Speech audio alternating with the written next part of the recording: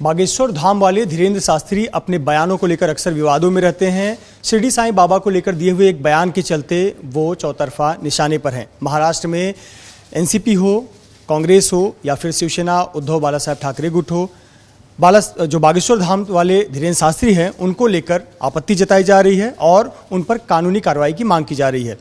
ताज़ा वाकया है, जो युवा सेना के कोर कमेटी के सदस्य हैं राहुल कनाल, उन्होंने मुंबई पुलिस और साथ ही साथ अपने पार्टी प्रमुख उद्धव ठाकरे को पत्र लिखकर मांग की है कि बागेश्वर धाम वाले धीरेन्द्र शास्त्री पर कार्रवाई होनी चाहिए। इतना ही नहीं, उन्हें महाराष्ट्र के अहमदनगर में आने पर रोक लगानी चाहिए। क्या है ये पूरा शिकायत, क्या है ये पूरा मामला? राहुल हमारे साथ हैं। राहुल, सबसे पहले तो आपने पत्र लिखा है मुंबई पुलिस को और पार्टी प्रमुख उद्धव जी को।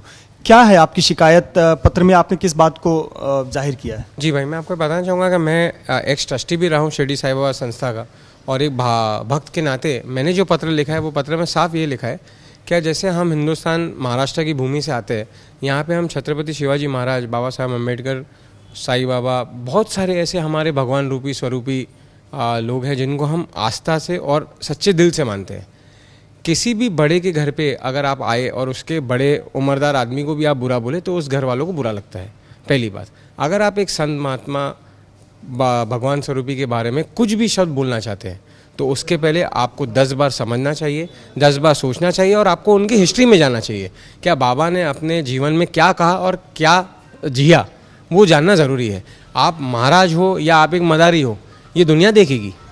तो आपने जो कंप्लेन किया है उसमें कुछ बातों का जिक्र किया है, कानूनी कार्रवाई और प्रवेश बंदी को लेकर। क्या है ये मांग? ये मैंने जो मांग की है वो सिंपल यही मांग की है, क्या महाराष्ट्र स्टेट शिरडी जो हमारा देवस्थान है वहाँ पे इनको नहीं आने दिया जाए। और सबसे बड़ी बात मैंने एक ही कही है, क्या जो इन्होंने शब्द यूज़ किए हैं वो ये शब्द यूज़ किए हैं क्या गीदड़ के ऊपर शेर की खाल। ये लाइन आप किसी भी इंसान के लिए भी नहीं बोल सकते। और अगर आप एक महाराज है और जो आप आके प्रवचन देते हैं, पहले प्रवचन देने से अच्छा अपनी ज़िंदगी और अपनी वाणी और नीयत सुधारिए।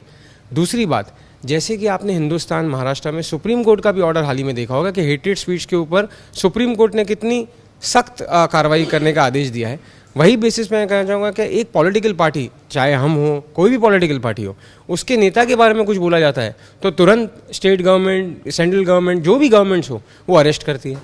तो एक नेता, एक नॉर्मल इंसान के बारे में बोलने पर अरेस्ट, और इतने भगवान स्वरूपी आदमी के बोलने पर एक आदमी ने कहा उसके ऊपर कार्रवाई भी नहीं। आपने मांग किया है कि ये जो बागेश्वर धाम वाले धीरेन्द्र शास्त्री हैं ये सामाजिक द्वेष निर्माण कर रहे हैं, धार्मिक भावना भड़का रहे हैं, और आपने मुंबई पुलिस से कंप्लेन किया है। मुंबई पुलिस से आपकी क्या कंप्लेन की है, उस पर क्या आश्वासन मिला? देखिए, पहली बात तो मुंबई पुलिस की मैं आपको कहना चाहूँगा कि मुंबई पुलिस, जैसे जब मैं मुंबई पुलिस के आज ये लेटर लेके गया, ऑफिसर्स ने भी कहा कि नहीं, ऐसे स्टेटमेंट नहीं आने चाहिए और हम इस पर लीगल से लीगल कार्रवाई करेंगे। मुझे पूरा विश्वास है कि मुंबई पुलिस इस पर कार्रवाई करेगी। और मैंने और एक लेटर दिया है हमारे शिरडी साईं बाबा संस्थान को, जैसे कि आज हम ट्रस्टीज़ वहाँ पे कार्यरत नहीं हैं, लेकिन वहाँ पे डेप्यूटी सीईओ, मैजिस्ट्रेट कोर्ट, जिसके थ्रू हम वो कमेटी आज चलाते हैं, तो वहाँ पे भी आज लेटर ज़रूर चला जाएगा और शिरडी ट्रस्ट के नाते से भी ये एफआईआर वहाँ शिरडी में भी मांग होगी। ये पहला बयान नहीं है। संत तुकाराम महाराज को लेकर भी एक बयान बागेश्वर धाम वाले धीरेन्द्र शास्त्री ने दिया था, जिसके बाद बहुत महाराष्ट्र में विवाद हुआ था। और अभी हाल में मीरा रोड में उनकी 2 सभाएं हुई, मतलब उनका जो कार्यक्रम होता है उसमें काफ़ी सुरक्षा दी गई, काफ़ी विवाद हुआ था। इसको लेकर क्या कहना चाहेंगे कि इस प्रकार के बयान बार बार देना, तो क्या लगता है किसी का संरक्षण प्राप्त है? देखिए, मैं तो आपको सिर्फ इतना कहना चाहूँगा, क्या एक इंसान को आप अगर मुंबई पुलिस, आप हमारे एक लोकल आदमी, एक स्टेट गवर्नमेंट, सेंट्रल गवर्नमेंट, आप एक सिस्टम के हिसाब से अगर देखेंगे, कोई भी इंसान, चाहे वो मैं हूँ या वो मैं तो उसे महाराज भी नहीं बुलाना चाहूँगा, उसकी वो गरिमा उसने खो दी है कि उसे कोई महाराज बुलाए। पहली बात, क्या ऐसे इंसान को कहाँ पे भी अगर जहाँ पे कोई भी हेट्रेड, या तो आप peace sanity of a state या कंट्री आप ख़राब करते हैं तो उससे पाबंदी, या तो उससे एक अपॉलॉजी, पब्लिक अपॉलॉजी, उसके ऊपर कार्रवाई तो होनी चाहिए। क्या आप बार बार ऐसी स्टेटमेंट देते रहेंगे? इतनी हल्की बातें, आप एक मंच पे बैठ रहे हैं, लाखों गरीब शख्स आपके लिए आ रहे हैं, वो कोई आस्था से आपके पास आ रहे हैं और आप ऐसे बयान दे रहे हैं, तो इससे आपको करना क्या है और आप पाना क्या चाहते हैं? हम देख रहे हैं कि एनसीपी इस पर बोल रही है, कांग्रेस बोल रही है, शिवसेना उद्धव ठाकरे गुट इस पर बोल रहा है। सरकार में जो 2 पार्टियां हैं, भाजपा और शिवसेना एकनाथ शिंदे गुट, वो इस पर कुछ नहीं बोल रहे हैं, क्या लगता है सरकार का संरक्षण प्राप्त है? मैं आपको इतना कहना चाहूँगा कि देखिए, जितना मैंने बचपन से शिरडी और जितने हमारे महाराष्ट्र के लोग शिरडी जानते हैं, उस मंदिर की ताकत जानते हैं, वहाँ के दादा विखे पाटिल भी एक पार्टी से आते हैं, उन्होंने भी कंप्लेंट की है। लेकिन मैं आपको इतना बताना चाहूँगा कि शिरडी साईं बाबा की बात है, यहाँ पे हर महाराष्ट्रन को, हर महाराष्ट्र के नेता को बोलना पड़ेगा। अगर वो नहीं बोलेंगे तो इंसान के रूप में तो नहीं, पर बाबा ज़रूर बैठे। तो विपक्ष बागेश्वर धाम को लेकर आक्रामक है, ऐसा क्यों? क्या वो बागेश्वर धाम जो धीरेन्द्र शास्त्री वो हिंदू राष्ट्र की बात करते हैं, लगभग वो बातें करते हैं जो बीजेपी जिस लाइन पर बात करती है, तो क्या इसलिए वो टारगेट पर?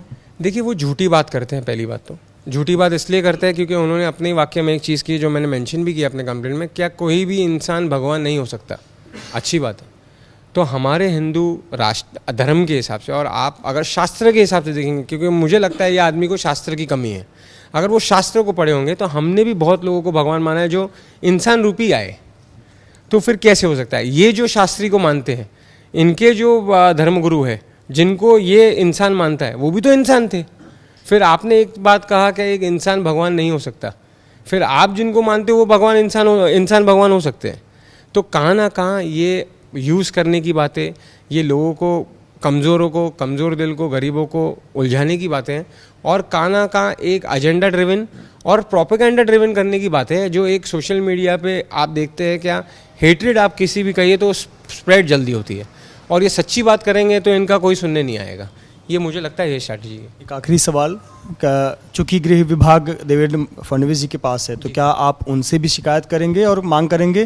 क्योंकि ये मामला जो कि बयान जहां पर दिया होगा वहां का एक मामला आएगा, या फिर शिरडी संस्थान जहां की क्षेत्रीय पुलिस थाना आएगा वहां का मामला आएगा, तो क्या? मैंने 100%, क्योंकि वो देखिए, महाराष्ट्र के जो भी नेता हो, चाहे वो कोई भी पार्टी के हो, वो साईं भक्त ज़रूर होंगे, ये मेरा दिल से मानना है, और मैंने उन्हें भी इंटीमेट किया है। मैं हर जितना कैपेसिटी में मेरे होगा, हर लेवल के ऊपर में हम जाके ये कंप्लेंट देंगे, और हमने डिप्टी सीएम साहब को भी ये कंप्लेंट भेजी है।